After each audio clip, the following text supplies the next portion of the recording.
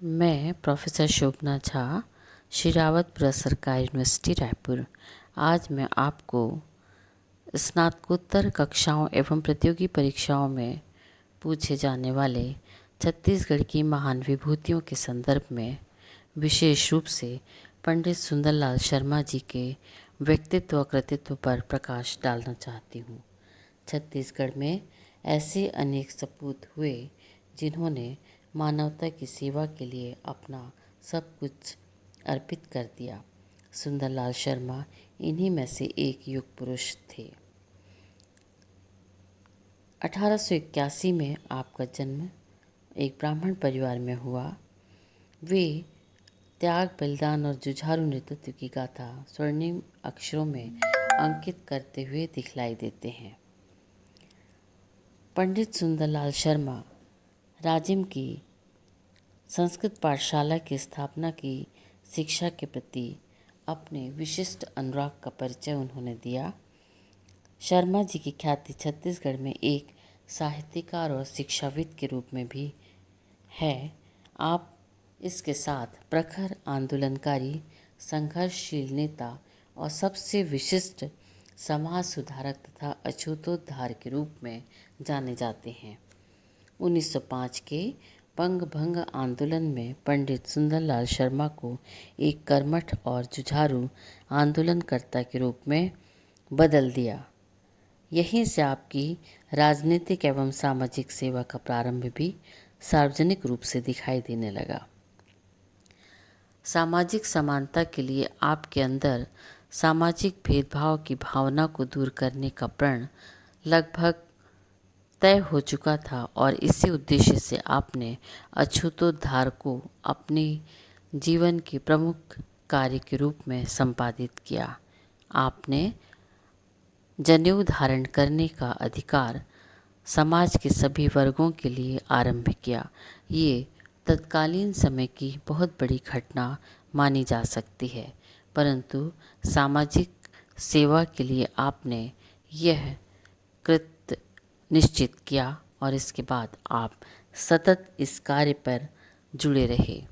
न केवल समानता बल्कि कुरीतियाँ, रूढ़िवादी, मिथ्या आडंबर, सामाजिक असमानताएं सभी की तरफ आपने गहन अध्ययन किया, विचार किया और समाज से इन सारी कुपरंपराओं को दूर करने का आपने मन बना लिया।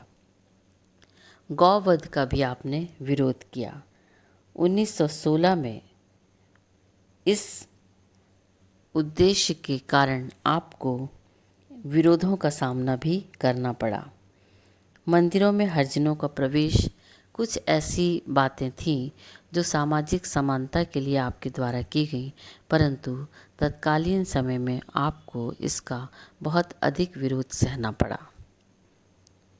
राजिम के मंदिर में हरिजन प्रवेश को उस युग में तब संभव कर दिखाया जबकि ये संभव कर पाना बहुत मुश्किल था और सामाजिक सुधार की यही चेतना थोड़े समय के बाद राष्ट्रीय चेतना से जुड़ चुकी थी और यहीं से आपका राजनीतिक जीवन भी सक्रिय हुआ।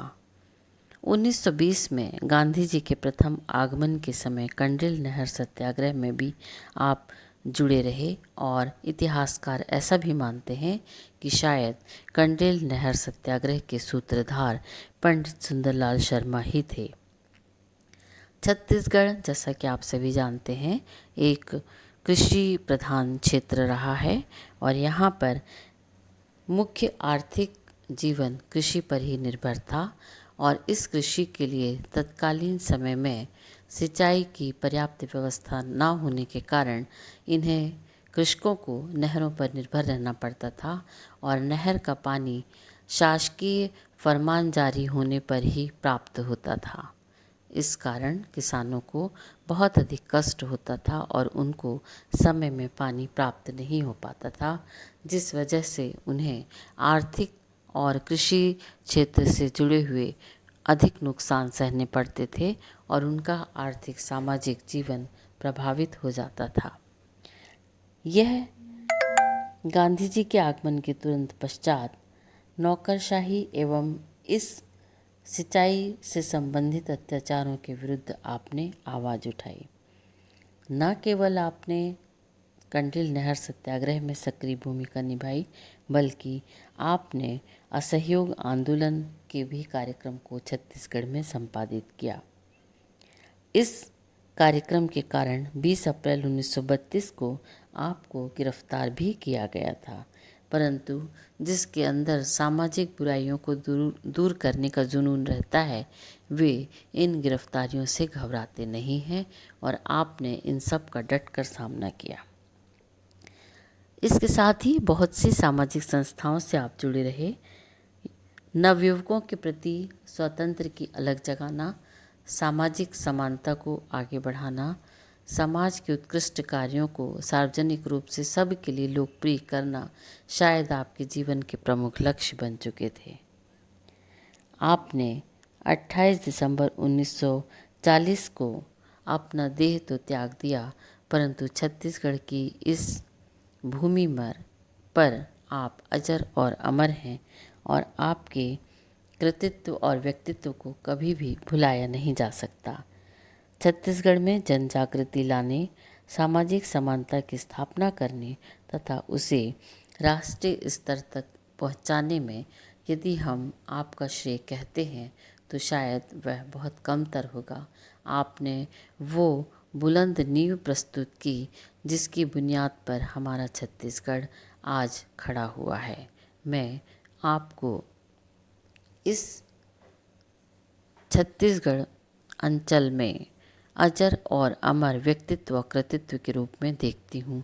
आपके दिखाए हुए रास्ते हमें आज भी आगे और आगे बढ़ने की सतत प्रेरणा देते हैं।